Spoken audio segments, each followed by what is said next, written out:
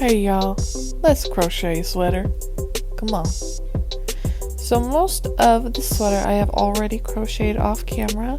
It's very boring, so I won't show you guys every detail, otherwise we would be here for a month and a half.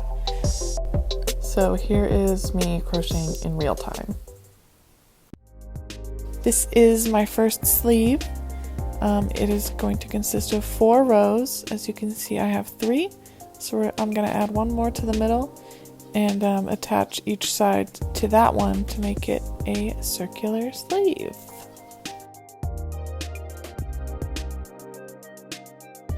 So here is a time lapse of me working on this sleeve. Yeah, look at me go. I literally time-lapsed so much of my process, but once I started putting it together, I was like, no one's gonna want to watch this. You know, as a mother, sometimes you get interrupted. So as you can see here, I'm working peacefully. My daughter then hurts herself, so I comfort her and take a good 20-minute break. Just cuddling.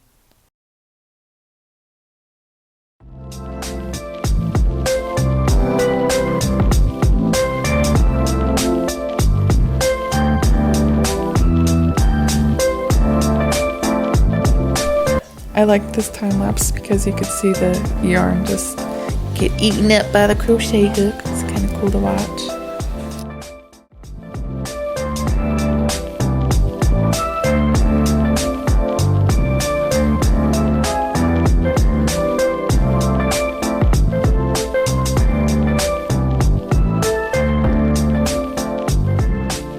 And now here I'm just going to slow down the time lapse so you can see the finished sleeve. And here I am attaching the front panel to the back panel, which I had already crocheted. I can now start attaching everything now that all of my pieces are done. And here are all the pieces. 2 front panels, 1 back panel. This is the one that I had just attached on camera. And left sleeve, right sleeve.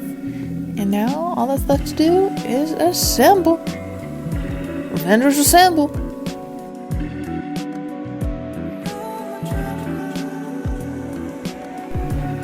Now I am attaching the sides together.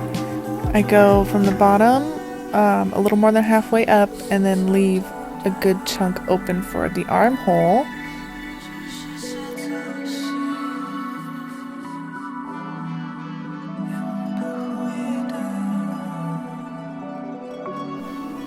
Now here I had already attached one of my sleeves, but the pattern wasn't super specific and I ended up with like a bunch of leftover stitches, so I was sad I had to take it off, but here it is on. I just had to disperse the number of extra stitches evenly. And now moving on to the next sleeve.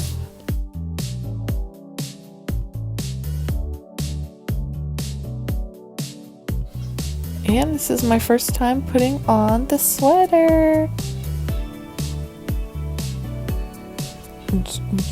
All I have to do is add the ribbing here and the buttons.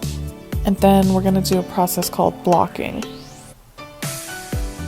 So this is me doing the sleeve cuffs. I actually have a little predicament. I could either do it this way, which is how the pattern suggested, just a classic cuff. Or I was considering doing like a bell sleeve where it just kind of fell open around the wrist rather than scrunched up. And I'll show you in a minute. I ended up doing both just to see which one I liked better. And I actually did end up going with this one, but it's always good to know. You know, you work this hard on a project, you don't want to shortcut anything. And this was the one that I kind of came up with. Kind of loosey-goosey, and I did like the way the stitches were tight on it, but I just thought it would be more comfortable to have it, you know, stay up above my hands. So that's the one I ended up going with.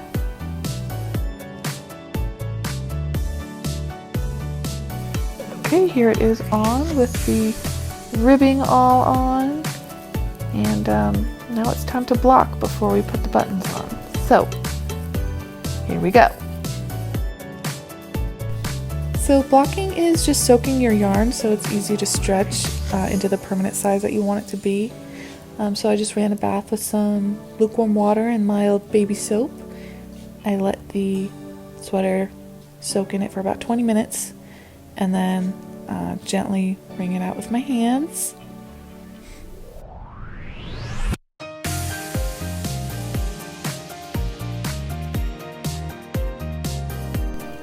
And here I'm just going to wring it out even more in this big beach towel. Just put as much pressure on as I can and get as much water out as I can. And I put it over here next to my bed out of the way so it wouldn't be bothered for a few days. I'm just stretching and pinning it down to where I want it to be permanently. And I'll just leave it alone and let it air dry. Put the fan on it. I would suggest putting it out in the sun, but it was overcast here, so I just had to deal with this in this way. Okay, after it dried, I added the buttons, and this is the final product. Here it is unbuttoned. And here it is all buttoned up and styled. Thanks for watching. I give Jesus full credit for my ability to make this.